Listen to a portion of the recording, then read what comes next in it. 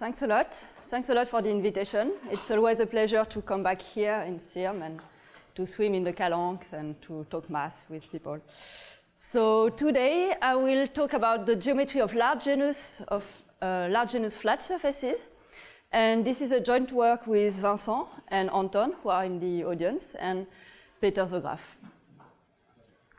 So some of you have seen this talk many times, but I hope that the majority of the audience has not, so I will go slowly.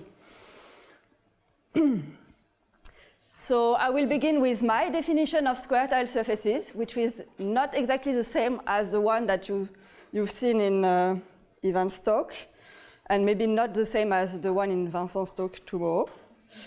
So basically, when you want to define square tile surfaces, what you do is you take a bunch of squares and you glue them along the sides, and then you choose your rules. Okay, so this is my rules here. So I want to glue together parallel sides, meaning vertical sides to vertical sides, and horizontal sides to horizontal sides. And I want that the resulting surface is connected. Okay, everything is glued together. It's compact, so no boundaries. I only take a finite number of squares. And it's also oriented, so no Möbius strip. Okay? So this is my rules, and this is an example of such a square tile surface. So you see that it's not the same as in Van's talk, because, for instance, I glue together the two bottom sides of the two squares. That was not allowed yesterday. Okay? So yeah, I hope that the colors are clear enough for the identifications. And the first remark is that this object is purely combinatorial. You can encode everything with permutations. So here you have to be a bit careful, because it's not enough to label the squares. You have maybe to label the half squares, but you can encode everything with a bunch of fixed point free involutions in the permutation of 2n, where n is a number of squares. So this is a nice exercise for you, how to encode these objects. But yeah, for now it's purely combinatorial. But of course it's a surface, so it has some nice geometry. Of course it has a genus. So here you can try to see why it's a genus 1 surface. So I don't know if you can do this gluing in your heads, but here these two sides will be glued together to form a pocket, kind of, like a pillowcase, sort of. And this will create a handle on your surface, right? So it's a genus 1. But I will give you a more precise proof why this surface is genus 1. Indeed, this surface inherits from the plane of a flat metric. So, of course, you can put the Euclidean metric on each one of the squares. And since you glue the squares along the sides, you also see locally a piece of the Euclidean plane on the sides of the squares. Okay? So you get a flat surface. So it's possible on the torus, but I claim that you can get any genus surface in such a way, so there are to be some curvature somewhere, okay? So the trick is that the curvature of the surface is located at the vertices of the squares.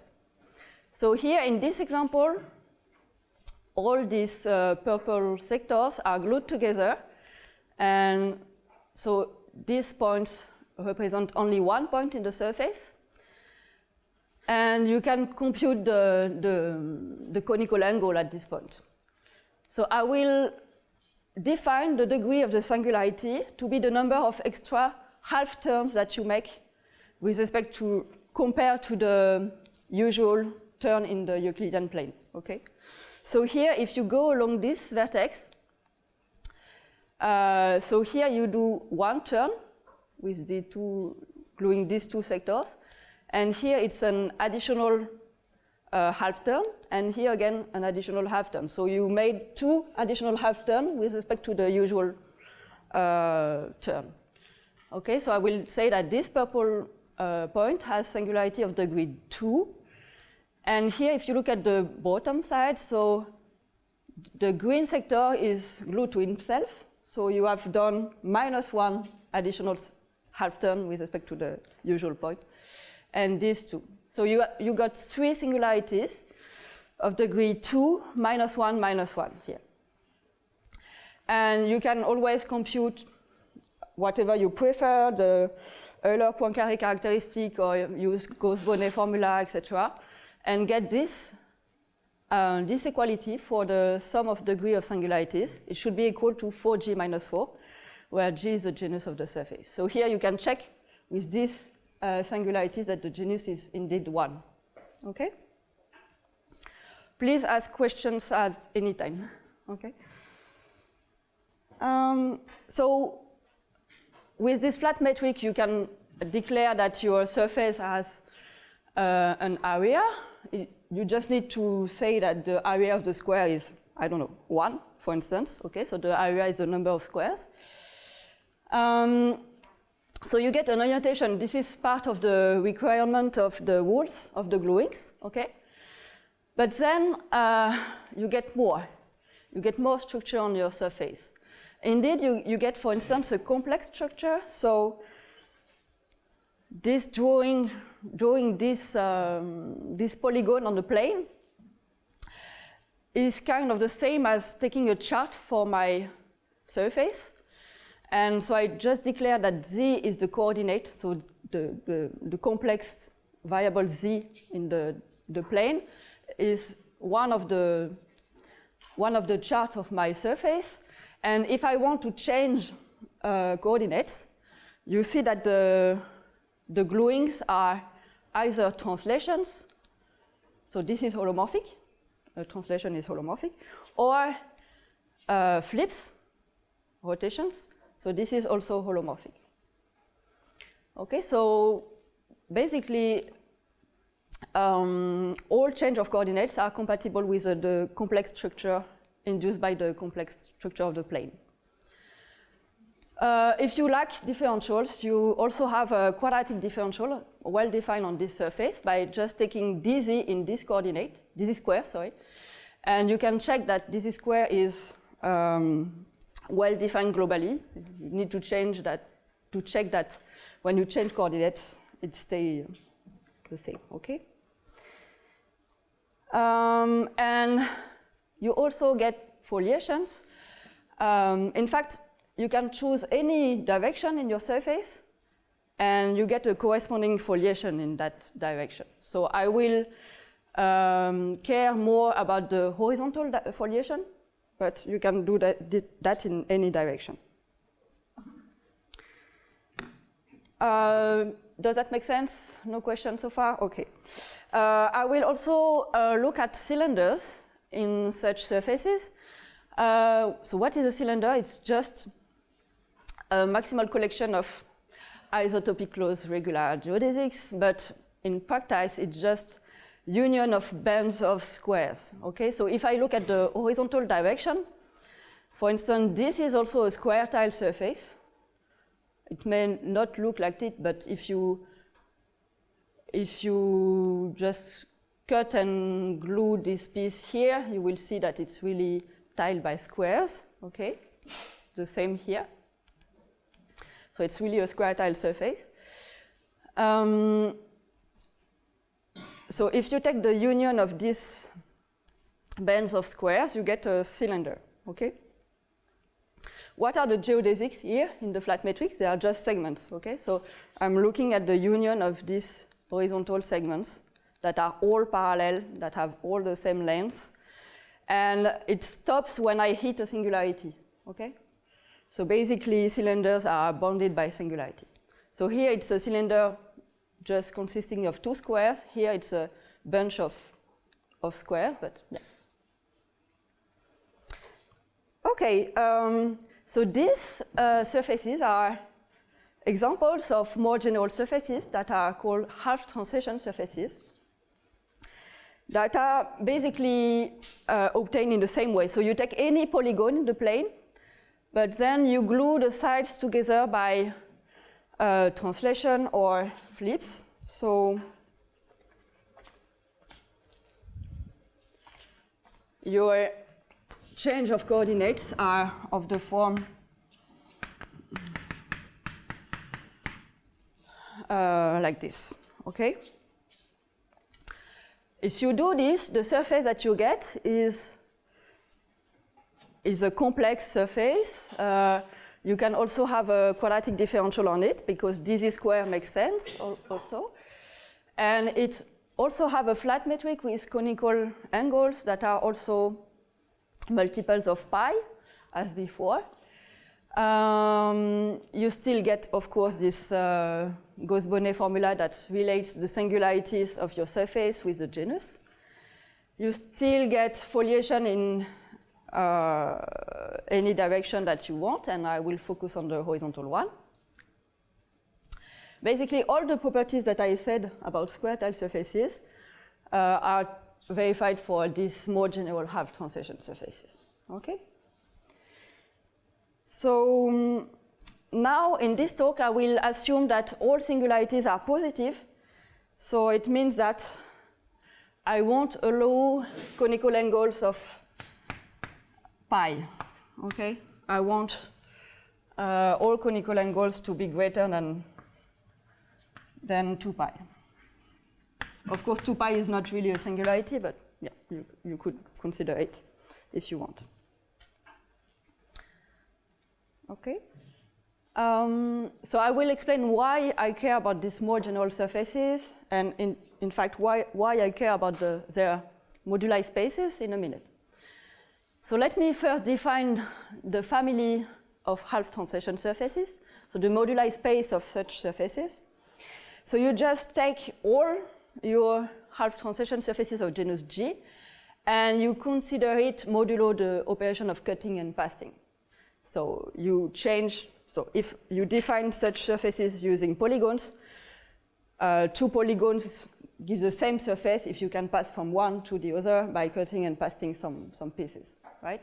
So it's just to make sense of the pattern that we use to construct the surface. So it happens that this moduli space is stratified by specifying the singularity data. So you could look at the subfamilies where you fix the singularity data for your surfaces. Okay, why not?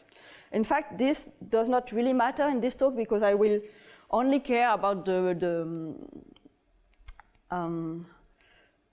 generic surfaces in this moduli space, in a sense. Okay. But you get really nice property for this strata. Indeed, there is a nice way to put coordinates on this family, on this moduli space. So what are these coordinates? You can think of it, it's a bit cheating, but you can think for the talk, it's okay. You can think of it as the sides of the polygon seen as complex numbers in the plane. Okay, so here you see that if I look at this 4 vector, the green one, the pink, purple, and orange, I can move a bit these 4 vectors, so either 4 complex number or 4 vectors in the plane R2, and I get, again, a half translation surface in the same family, okay? And in fact, all these 4 complex number parameterize the family of these half translation surfaces locally in the moduli space, okay? So with this map, this period map that gives local coordinates, each one of the subspaces, the strata, are complex orbifolds of dimension 2g plus the number of singularities minus 2. So I will only care about the principal strata, which is the higher dimensional strata, which has the same dimension as the total space. Okay. If you like the moduli space Mg, you should know this moduli space Qg because it identifies with the cotangent bundle to Mg. So it's a natural object on Mg in a sense. Okay. there are some nice dynamics on this moduli space, and this is not the subject of this talk, so I won't even describe what is this action. If you are interested, I am happy to tell you later. But there is a nice story about dynamics on this moduli space, how it's related to billiards dynamics, etc. So there's really nice story here, but this is not the purpose of this talk. Just know that there are some PSL2R action, and that you can define the Lebesgue measure in local coordinates. It actually gives a well-defined measure on the whole space, and this measure is invariant by this action, so it has nice properties. So I will only use this fact in one result. The first result that I will set use this SL2R action. The other results don't, okay? So now, what is the link with square tile surfaces? So square tile surfaces are, I'm sorry, the picture is too small, but square tile surfaces have translation surfaces in the moduli space, but the sides of the polygons are really specific. They are integers in a sense, so they belong to some lattice in the plane, right? So it means that in local coordinates, you see, when you look at square tile surfaces, you see points in the lattice. And it happens that this local lattice is also preserved by the change of coordinates in your stratum, okay? So globally, the set of square tile surfaces is a set of integer points, somehow, in the family of half translation surfaces. And I just need one last definition, and I will go to more fun story. Okay, so since it's a set of integer points in the moduli space, you can count these points to evaluate the volume of this space, right? So I'm hiding some details here, but basically, if you count the number of square tile surfaces in the moduli space that have less than n squares, you can show that this grows as n to the dimension of the space. And the constant here will be called the volume of the space, the Mazurowicz volume, with respect to this measure that I defined before. So you can just remember that counting square tile surfaces has something to do with the volume of the moduli space of half translation surfaces. It's also relevant when you study dynamics in billiards and so on, so I won't really motivate everything, but you can just remember that. Okay, so let me begin to state some results.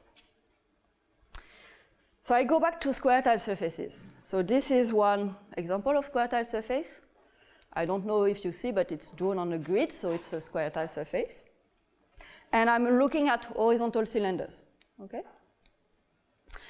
And I want to fix more data on these square tile surfaces, so I want to fix the type. So what is the type? So for each cylinder, you can consider the core curve of the cylinder, like this green curve.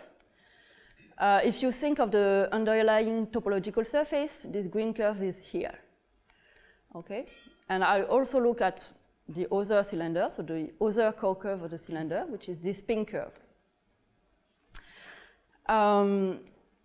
So I want to, I define the type of the square tile surfaces to be the type of decomposition into cylinders. It is encoded in a graph like this. So for each cylinder, I get an edge in this graph. And when I cut along the cylinders, I get some connected components, and each connected component gives a vertex in this graph. And the edges are glued to the vertices in the obvious way, so you glue together the pieces along cylinders. So it may be easier to see on this surface. So if you cut along these two curves, you get one component that has genus 1, which is this vertex, one component that has genus 0 and 3 boundaries, which is this vertex. And you see that you glue boundaries together in this shape, right? Questions? So I will say that square tile surfaces have type I have type gamma, where gamma is this graph, if the decomposition into cylinders has this shape. So the first result that I will state is that actually if you restrict further the combinatorics of square tile surfaces, so if you fix the type, you still have, and you count all square tile surfaces of this type with at least n squares, you still have the same rate, the same growth rate in n power the dimension of the stratum, with some constant, which is positive, and that you can compute actually.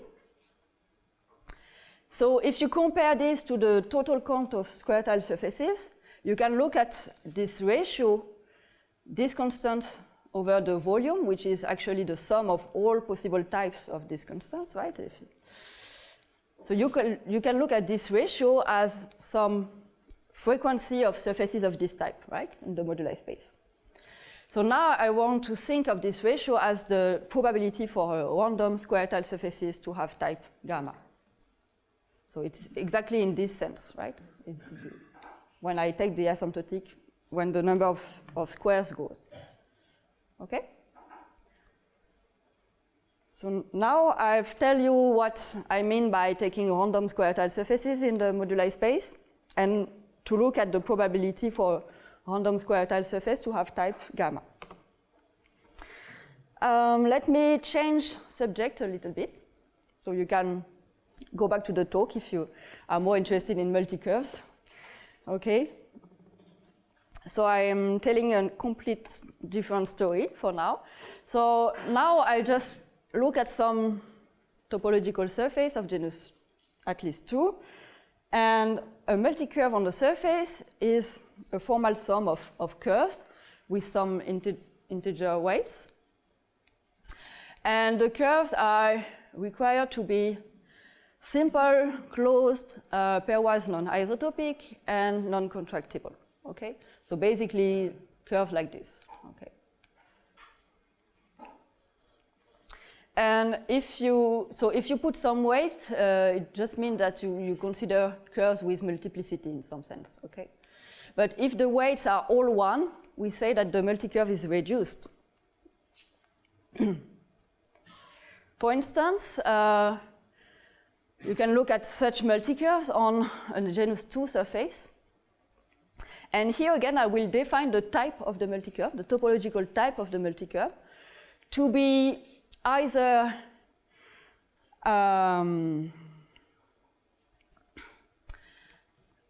the classes of the action by the mapping class group action. If you know this action, you will be happy with the definition. If you don't know this action of the mapping class group, it's also the topology of the pieces that you get when you cut along the multicurve. So for instance here, when I cut along this multicurve, which is actually just one curve, I get one pieces with 2 boundary components. Okay. Here, when I cut along this, I get 2 pieces. So there are different topological types, etc., etc. Okay. So these are all the possible types of 1-component multicurves, all topological types of 2-components multicurves, and all types of 3-components multicurves, and that's it for the complete classification of multicurves in genus 2 surfaces. Yes?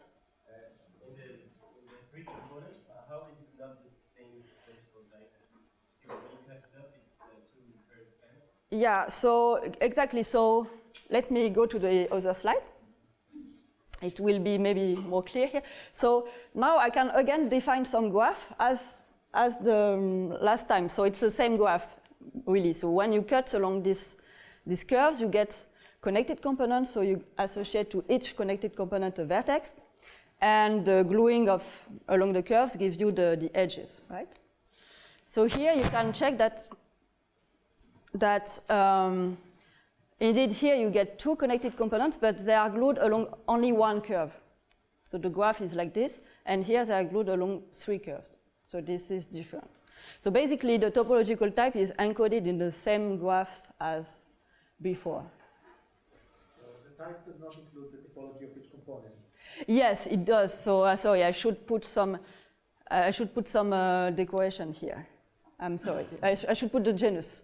I forgot the genus. So here it's. I mean, this is obvious because this is genus 1, since you have a loop.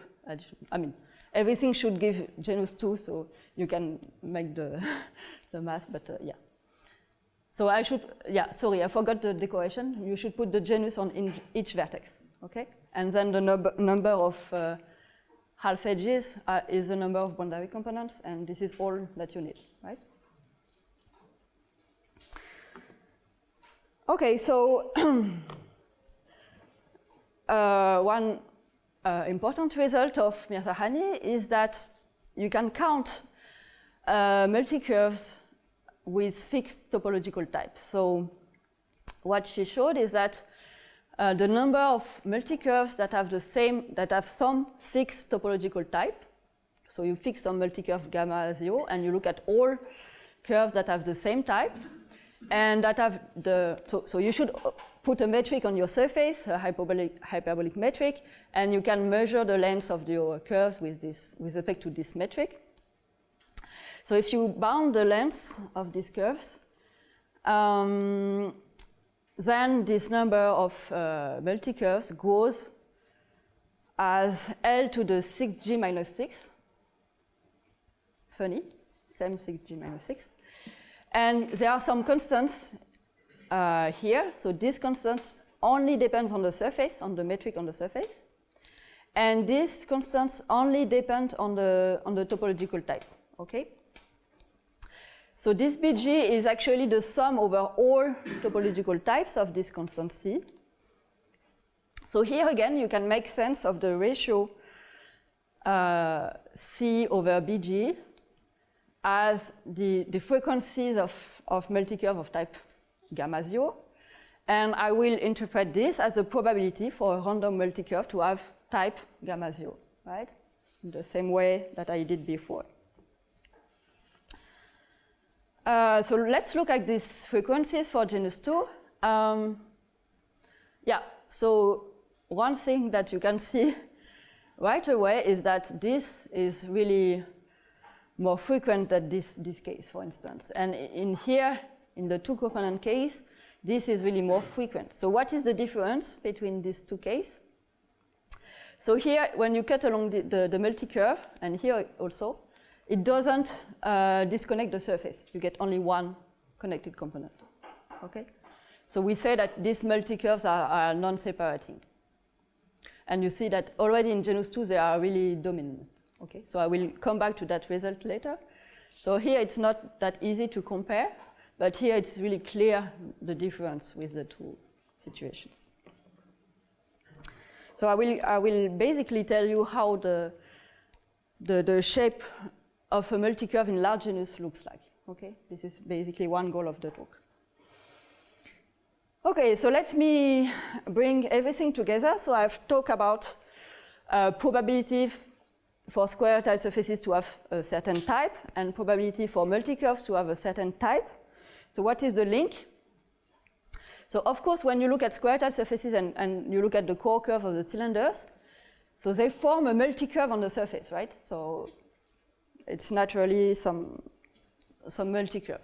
So now I think you see why it's encoded in the same stable graph, okay? So the question is, what is the relation between the frequencies for these surfaces and the frequencies for these frequencies? So the answer is really nice. It's exactly the same frequencies. So basically, it says that the probability for a square tile surface to have this type is exactly the same as the probability for a multicurve to have this type on hyperbolic surfaces, right? This is really nice. So for instance, you can look at multicurves that have only one component. It will be the same statistic as square tile surfaces that have only one cylinder, etc. You can look at separating curves versus separating cylinders, etc. So I will come back to the fact that these statistics are the same later, but let me state the results. And so I'm a bit, it's not the usual time, so, okay.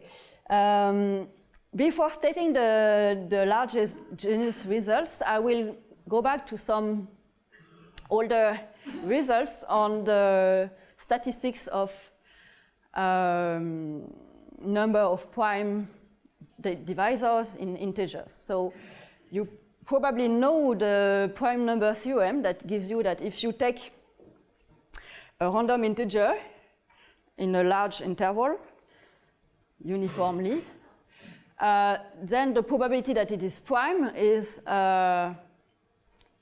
asymptotically log n over n. But you can do more. You can look at a random uniform integer and look at the decomposition into prime numbers and count the number of primes in this decomposition. So this will be denoted by omega n. And the famous result of Erdős-Kac gives you that this converges in distribution to some normal distribution after appropriate scaling, of course, okay? So the mean is log n and the variance as well. And there are, of course, further results about the error terms, etc., the rate of convergence. But basically, there is an asymptotic distribution for this number of prime factors in integers. Okay, that's nice. So this is this is of the shape of a central limit theorem, okay? So this is a convergence in distribution. And there is a similar story for permutations. So what is the decomposition into prime factors for permutation? It's just the decomposition into cycles, right? So let's look at these results. Now you look at random permutations. Again, uniformly random permutation. And you look at the number of cycles in the cycle decomposition. First of all, you can compute the probability for a random permutation to have k cycles. It will be some nice combinatorial constants that are these unsigned Stirling numbers of the first kind over n factorial. Okay, but you get more. You get also here the asymptotic distribution of the number of cycles and some central limit theorem. So the result of Goncharov is that with this, first of all, the mean is asymptotically log n, and the variance also about log n. And then you get this central limit theorem that gives you that this variable converges in distribution to some normal distribution after appropriate scaling. Okay, now I want to state a more recent result, which is really more precise about the convergence of this distribution. So the notion of convergence that I want to define is the convergence mode Poisson, which was introduced by Kowalski, Nikebali. And what is that? So once you have a random variable x that have integer values, you can construct the characteristic function, which is this generating function for the probabilities. For instance, the Poisson law has this characteristic function, etc. What is interesting is that if you get two independent variables, the characteristic function for the sum is the product of characteristic function, okay, by independence. So what does it mean for a sequence of variables to converge mode Poisson? It means that the characteristic function will behave as the characteristic function of some Poisson distribution with parameter lambda n up to this factor, which is called the limiting function, g. Basically, you can consider of the ratio of these two characteristic functions, and it converges to some fixed function. And furthermore, the convergence is uniform in a disk.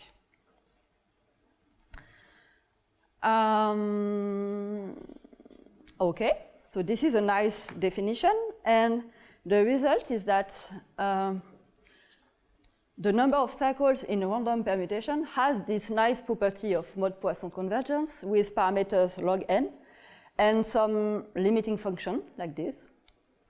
So you can really write explicitly the characteristic function as the characteristic function of this Poisson law times this function up to a small error. And this is a really strong result because it implies all of the following results. So you get the asymptotic expansion of all moments, okay, like the mean, the variance, etc. You get, of course, as a consequence, the central limit theorem, but also local limit theorem that tells you how the distribution looks like locally, and also the large deviation theorem that gives you the shape of the tail. So this is quite a strong convergence. So basically the upshot here is that the number of cylinders in random square type surfaces will have the same property. So I will come to that, but before that I want to express more result about the large genus shape, the shape of a large genus random square tile surfaces or multi-curve. So now you can choose your preferred world. So either you choose the world of multi-curves in hyperbolic surfaces or square tile surfaces if you prefer. So as I said before, the statistics are exactly the same. So you choose just which setting that you prefer. So I think I express everything in terms of multi-curves, but in gray you can think the similar statement for square tile surfaces. So yeah, so take a random multi-curve on a surface of genus G, and we look at the underlying radius multi-curve and let the genus tends to infinity. So first of all, the thing that we see in genus 2 is true in large genus. So the situation where the multi-curve does not separate the surface is really dominant among all situations. So you see that already in genus 2 it was really strong, but we show that it tends to 1, the probability that it does not separate the surface. In the world of square tile surfaces, it means that all the singularities of the surface are located in the same horizontal leaf. Okay? Though that might be a bit trickier to see, but the next result is that the probability that the multi-curve is primitive, meaning that all the weights, or radius maybe I should say, all the weights are 1, tends to square root of 2, sorry. Okay, what does it mean for cylinders? It means that the probability of the cylinders to have height 1, because here this weight corresponds to the height of the cylinder, tends to this number. Actually, you can do more. You can bound the weights by some positive integer and get that the probability that the multi-curves have bounded weights tends to this number, which is close to 1, as m is large. And finally, if you add this additional constraint on the number of components, then the probability that the multi-curve is primitive also tends to 1. Okay, so this is kind of a conditional probability if there are not too much connected components. Okay, so basically this tells you that asymptotically you see a primitive multi-curve that does not separate the surface. Okay, basically. But now let's come to the distribution of number of components, okay, which is the same as the distribution of cylinders in square tile surfaces. So I will call kg the number of components, or of some random multi-curve, or the number of cylinders in some random square tile surface, as you prefer, of the genus G. So the result is that we have the convergence mode Poisson of this variable with parameter log of 6g minus 6 over 2 and some explicit limiting function as g tends to infinity. So it means that I can write the characteristic function for this, this variable as the product of some characteristic function for the Poisson law times this function. And the convergence is uniform in disks, okay? So, for instance, you can compare the two distributions. So the distribution, the exact distribution that you get when you compute the number of components, which is in red, and the distribution that you get by this green term here. And you see that already in genus 14, it's basically impossible to distinguish. Okay, so the convergence is quite fast. And then you get all these consequences. So you get the central limit theorem. So here it's basically rewriting of the central limit theorem for the number of components. Okay, so it converges in distribution to the normal law after appropriate scaling, etc. So sorry for the long formula, but yeah, this is just basically the central limit theorem. You get also some local limit theorem, so it tells you that the probability for a multi-curve to have k plus 1 components is this times this up to this small error, okay? And you get also explicit formula for the tails, etc. And you can derive from this formula expansion of the moments, so all the consequences that I talked about before, okay? So you have really nice results about the asymptotics of this number of components. So for instance, this is again the comparison between the exact distribution of number of components and what you get by local limit theorem. It should be in, yeah, I'm not sure I have changed, yeah, it should be in blue, sorry. Okay. Yeah, so basically everything behaves as the number of cycles in random permutation. So there is a really parallel between the two situations. So here for random permutation, the parameter is log n. Here it's log g over 2, okay? But and here the limiting function is of this shape, and here it's a bit different, but not that much, okay? And then you get really parallel results for the mean, the variance, the central limit theorem, etc.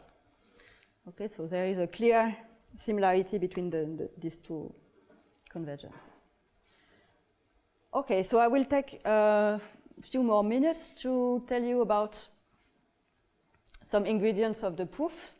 Okay, so I hope that it's pretty clear how we do count square-tile surfaces now.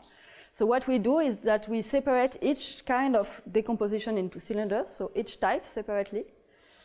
And we need more. I mean, to count each type separately, we need more information. So let me say a few additional words. So at some point in the talk, I said you get the statistics of random multicurves and the statistics of square-tile surfaces, and they are the same. Okay? So now I want to explain why they are the same, and it will also tell you how we count square-tile surfaces in a sense. Okay? So let me compare two objects. On the left, I get hyperbolic surfaces with boundaries, with geodesic boundaries of lengths L1, L2 to Ln. Maybe I yeah.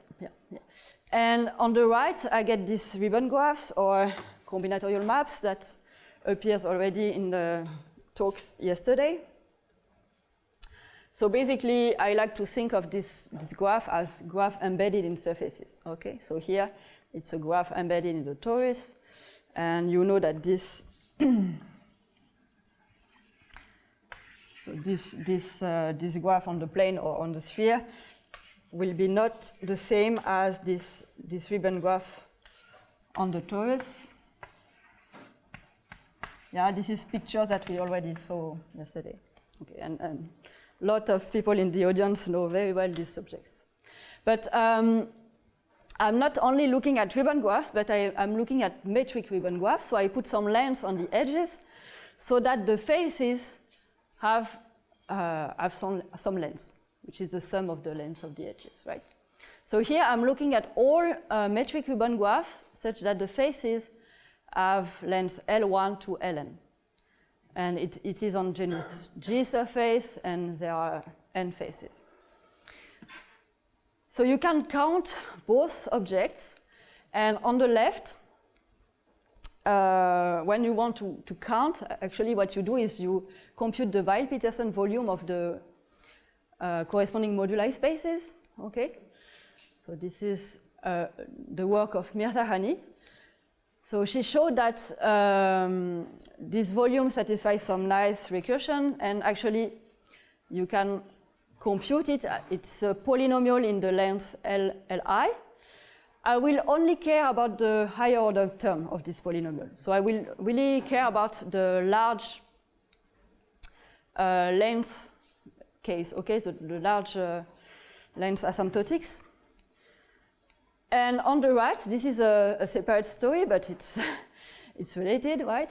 So the work of Kontsevich implies that the number of matrix ribbon graphs of length L1 to Ln, as Li tends to infinity, is the same quantity.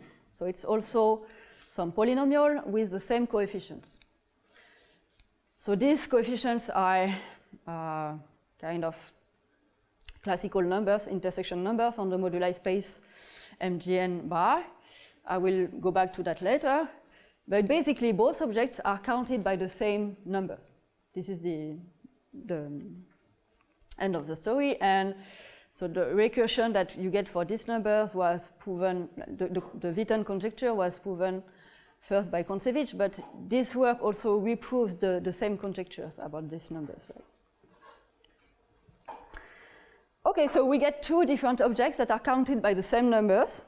So what it has to do with multicurves, probably you see already what it has to do with multicurves. So if you, on the left, start from a multicurve on a hyperbolic surface, and you cut along the geodesic, I mean, you take geodesic representative, sorry, and you cut along the geodesics, you get hyperbolic surfaces with geodesic boundaries that have some length, okay? So this is the picture on the left. And on the right, if you start from some square tile surface and you cut along cylinders, the component that remains are consist of the boundary of the cylinders, right? That are graphs, but inside the surface. So it's ribbon graphs, really, okay?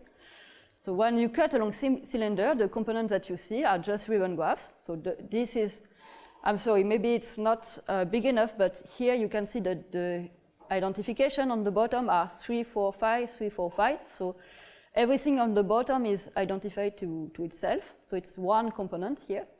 And you can just draw the corresponding ribbon graph. It has genus 1. And here, if you look at these boundaries, they are glued together. It's 1 glues to 1, 2 glues to 2. And you can check that it corresponds to this ribbon graph, okay? So basically, when you look at the type of a multicurve of a square tile surfaces, so this graph here at the vertices correspond to here hyperbolic surface with boundaries, and here ribbon graphs with matrix, right? And the way they are glued together is given by this graph, so it's the same way. So these ribbon graphs are glued together in the same way that these pieces are glued together along the curve. So since these pieces are counted by the same numbers and the pieces are glued in the same way, you end up with the same statistics for both sides, right? And this is actually how we counted square tile surfaces. We use the work of Kontsevich to count the number of matrix on ribbon graph. And then it's not that difficult to count all square tile surfaces that have this type. You have to take into account the height, the width, the twist of the cylinder, etc. You have to count carefully, but it's not that difficult once you know how to put matrix on, to put lengths of on these edges, basically. Okay, so I want to say a bit more about this. Is there a way to rigorously derive one from the other? so let me say more. Yeah. Let me say more about the pieces, because I think the gluing is quite, it's quite clear that it's exactly the same gluing. It's this graph that encodes the same gluing. So let me say more about why these two objects are counted by the same number. So there are more. So in one side, you can consider the moduli space of genus G hyperbolic surfaces with geodesic boundaries of some length. And on the right side, you can look at the moduli space of genus G ribbon graphs with face length L. And there is some construction that start from hyperbolic surfaces with geodesic boundaries and construct a graph on it, which is the spine of the hyperbolic surface. And the spine is a set of points that are located at equal lengths from two boundaries, right? And there are some points that are equal length from three boundaries, for instance, okay? So this gives you actually a ribbon graph, okay? With some metric, because you can put the corresponding metric on the graph. So actually the result of Bodic-Epstein is that this spine map is a homeomorphism between the two moduli spaces. This is first thing. And Normando, who is in the audience, showed that actually there is really a convergence. So there is some reverse construction starting from a graph to construct such hyperbolic surface with geodesic boundaries. And if you look at large faces, it really converges in the Gromov house of topology. So really you can think of large ribbon graph as large hyperbolic surfaces with large boundaries, sorry. And further results prove that actually, if you look at the two forms that define volume form on both moduli spaces that are used to compute like these volumes and these numbers, so actually, if you pull back after some scaling, the Weil-Petersen form on this space, you really get convergence pointwise with the Kontsevich 2 form, which is used to compute the volume of the cell in this moduli space, etc. So basically, the counting is the same because actually the forms used to count are the same. So I hope that this kind of answers your question. Yeah? I don't know. We can talk about it later. Questions about that?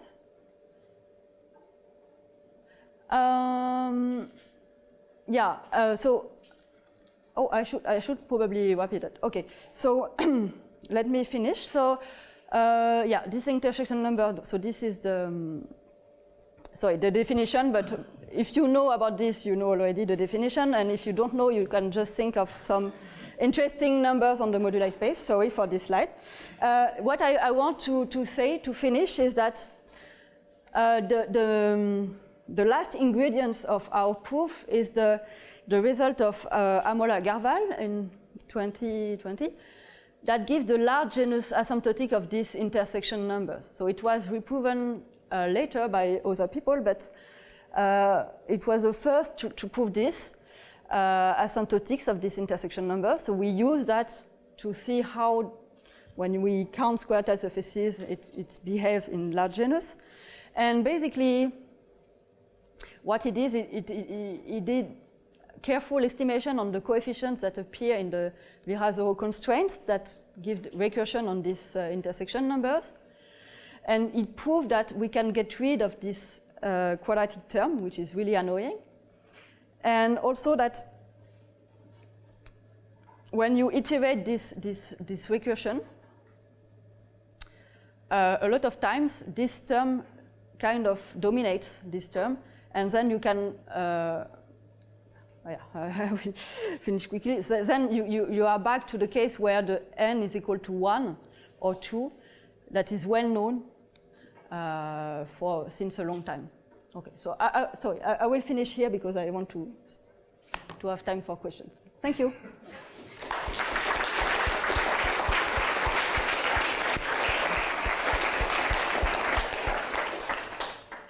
Thanks a lot. Any questions?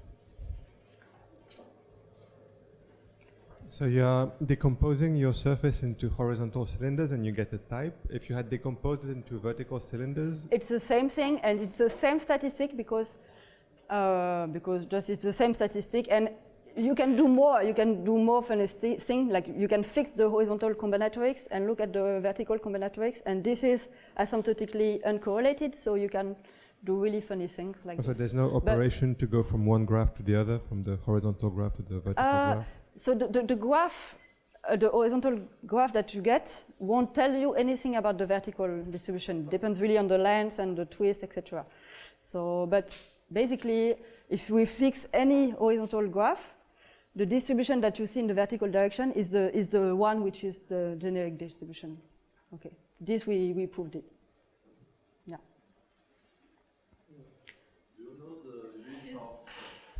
Do you know the rate of the convergence of with respect to air?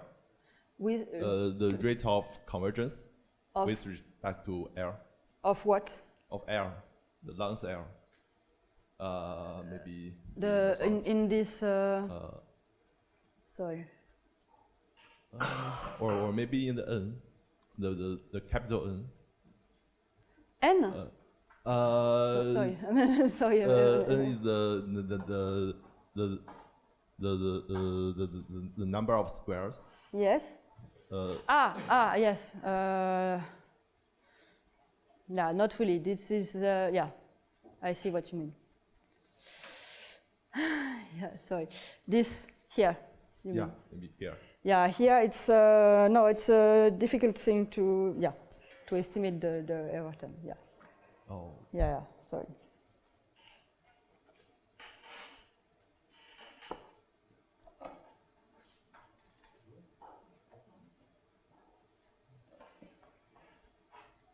I mean, even in the case of the torus, you can. I mean, it's kind of tricky. So going back to the kind of the initial definition of square tile surfaces in terms of polygons. Yeah. I guess we should not restrict to polygons. There are like simple polygons in the plane to get all square tiled surfaces.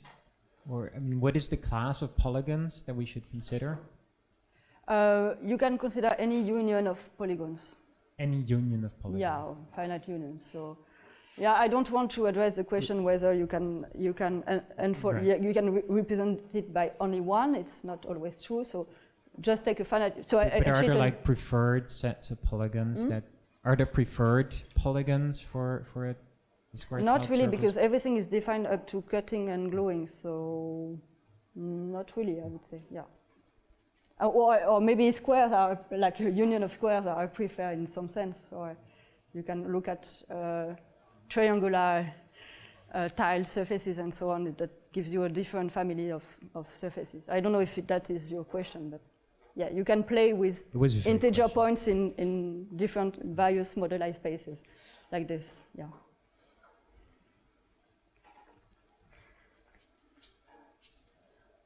There are no other questions. Maybe we can thank Elise again. Thank you.